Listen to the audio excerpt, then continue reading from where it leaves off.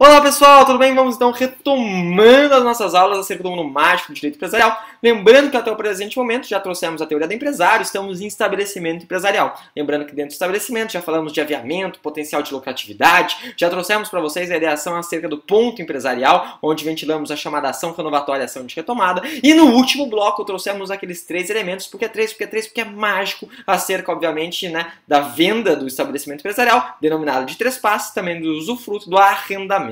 A partir de agora, a partir desse presente bloco, quero trabalhar com um dos institutos mais usuais e importantes dentro do direito empresarial. Então notem, importantes, grifem, esse instituto. Qual que é o instituto? É o instituto do nome empresarial. Nome esse que acaba sendo cunhado, talhado, esculpido a partir do artigo 1155 do Código Civil. É um nome empresarial, diga-se de passagem, que traz a identificação do empresário. E em verdade, eu vos digo que, prof, é um nome empresarial que será apto, inclusive, a diferenciá-lo de outros empresários, que muitas vezes exercem, inclusive, a mesma atividade empresarial. E vou além, será justamente esse nome empresarial que estará lá cunhado, talhado, a partir do momento que esse empresário, ele concretize e materialize algumas relações jurídicas, relações, ou seja, voltadas aí para aquela ideia do artigo 966 do Código Civil. Em outras palavras, para, obviamente, a venda de produtos e circulação de bens e serviços. Aquele detalhe esculpido para, obviamente, o conceito de empresário. Em outras palavras, então essa é a ideia do nome empresarial. É um nome apto a identificar o empresário e diferenciá-lo dos demais, obviamente, empresários, ainda que exerçam a mesma atividade. Mas, prof, como que eu sei qual que é o nome empresarial? Esse nome empresarial, ele deve ser, obviamente, cunhado, talhado, ou seja, ele deve constar em algum documento. Quando eu falo, por exemplo, de um empresário individual, esse empresário individual ele terá esse seu nome, esse seu nome empresarial, ventilado, obviamente, no registro, no registro de sua atividade.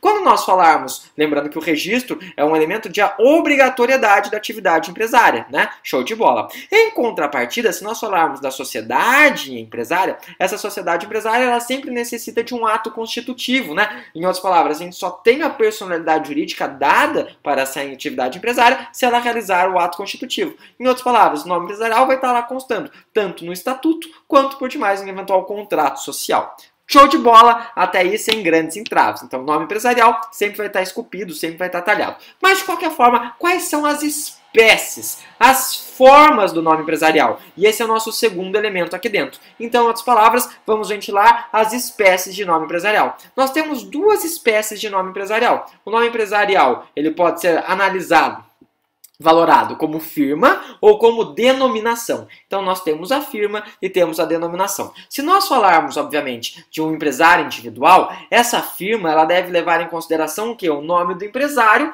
mais o que é uma designação de sua pessoa. E isso está no artigo 1156. Então, um nome mais uma designação de sua pessoa. E diga-se de passagem, nós veremos isso. Um elemento que designe o indivíduo. Por exemplo, eu posso falar assim, Hernani Assagra, o nome dele, mas o que? Uma designação. Ursinho carinhoso, brincadeira, show de bola, Em outras palavras, é brincadeira, mas essa é a ideia, designou a sua pessoa, tranquilo? Podemos colocar o baixinho, Podemos utilizar isso sem grandes entraves, sem grandes dificuldades. Em contrapartida, quando nós falarmos já de uma firma voltada para uma razão social, e razão social é, obviamente, não um empresário individual, mas sim uma sociedade empresária, nós também teremos a ideia do nome dos sócios, seja esses nomes completos ou eventualmente abreviados, mais uma expressão, exemplo de companhia, exemplo CIA, CIA seria a redução de companhia. E isso está no artigo 1157 e 1158. Exemplo que podemos colocar assim, vamos lá, sei lá, Romerinho, Daniel Stefano e Hernani, 3 pessoas. E companhia. Pode ser? Pode ser. Pode ser, por exemplo, irmãos, pode. E sobrinhos, pode, E, sei lá, os 7 anões, Pode ser, brincadeira. Mas é a ideia, show de bola, sem grandes entraves, sem grandes dificuldades. Então, a firma, vista de forma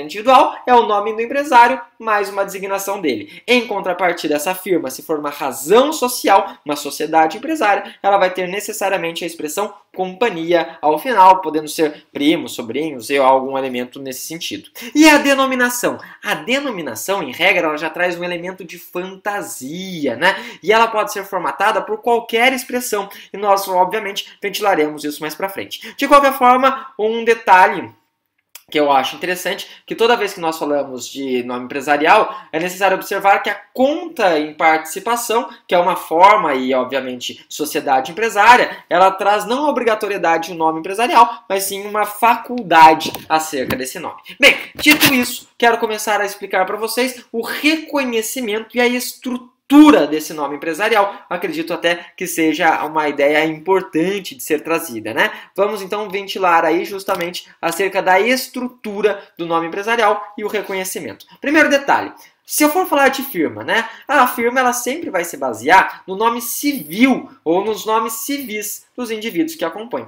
Lembrando, obviamente, que a partir do momento que nós temos aí o nome do indivíduo civil, se for individual, ou se nós falarmos nomes civis, aqueles que estão na razão social, esses indivíduos que têm os seus nomes presentes, eles vão ter, obviamente, aí uma responsabilidade ilimitada, né? Então, o nome daqueles que figuram na firma, eles estão sempre respondendo de maneira solidária e ilimitada. Show? Então, responde de forma solidária e ilimitada. Lembrando, obviamente, que eles serão, então, os responsáveis por eventuais obrigações que venham a ser aí contraídas, né? Show, aí sem grandes entraves. Agora, em contrapartida, se eu for falar de uma denominação, e lembrando que a denominação, a gente falou do elemento fantasia e tudo mais, essa denominação, ela deve designar o ramo de atividade, né? Em outras palavras, ela vai trabalhar, por exemplo, um nome, blá blá blá, o que ele faz? Ele vende imóveis. Tá? Então, sem grandes entraves, essa é a ideia, ele vai designar o ramo de sociedade. Lembrando, contudo, entretanto, todavia, que denominação só vale se a gente falar para sociedades,